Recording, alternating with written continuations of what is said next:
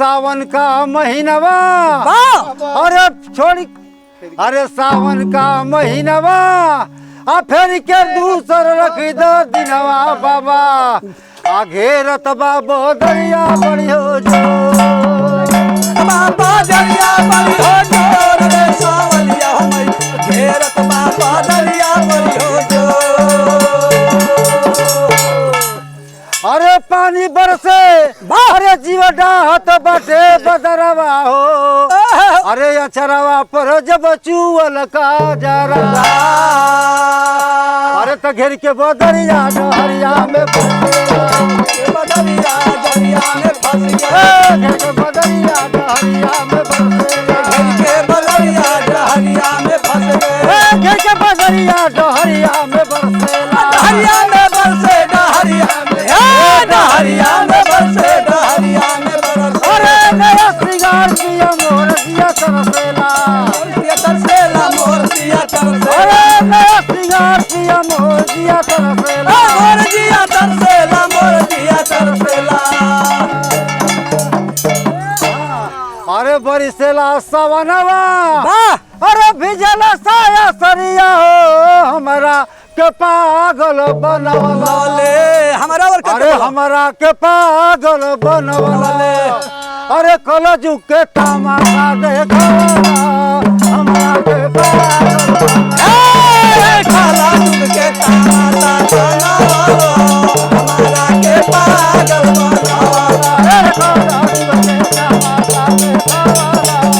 हमरा के पागल बनवला पागल बनावो हो पागल बनावो हमारा के पागल बनावो खाला दूध के तमाशा बनावो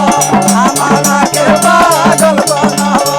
अरे कलजू के तमाशा देखवला हमरा के पागल बनवला काला दूध के तमाशा देखावो हमारा के पागल बनावो अरे कलजू के तमाशा देखवला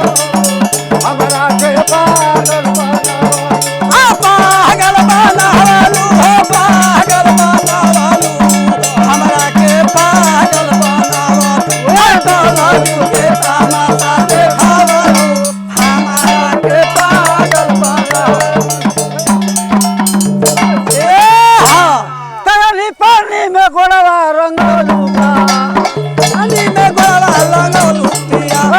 पानी में गोड़वा रंगलू का रंगवलू का हो रंगवलू का हो रंगवलू का जब छूट गए रंग मजा पौलू का